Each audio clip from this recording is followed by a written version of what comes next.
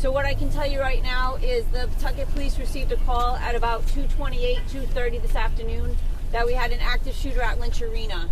Upon arrival, police were met with several people, obviously inside the arena, and there was 2 casualties within the arena. The suspect was confirmed as one of those casualties. Later on, we learned that another casualty from the shooting was at the hospital, that they succumbed to their injuries after being at the hospital, and there is 3 additional victims at the hospital that all are in critical condition at this time.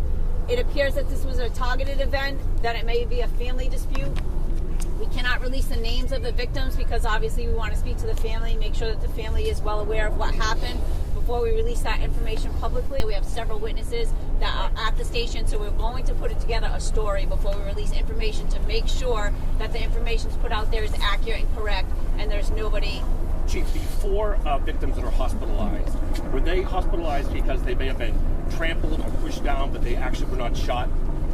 No, so we have 3 deceased victims, right? We have 3 deceased, the suspect, and then we have 2 victims. And then we have 3 at the hospital that were part of the incident that, no, they were not trampled, that they were shot. So, again, what I can say is that, no, the police were not involved. Okay. What I can say that, again, we're putting all the pieces together. It appears from a self-inflicted gun wound, but we are going to investigate that fully. The police were not involved in that. Understand, so there's a suspect who is dead, and then there are 2 victims. Are those teen victims?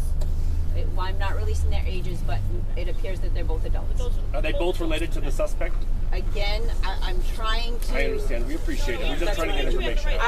I know, and I want to make sure that with the information we're putting out there, because again, they're family members at home, we want to make sure that we speak to them first before they hear it on the news or in the media. It's very important for us to make contact with the families and get an accurate depiction of what the family dynamics look like so that we can be able to put it out there.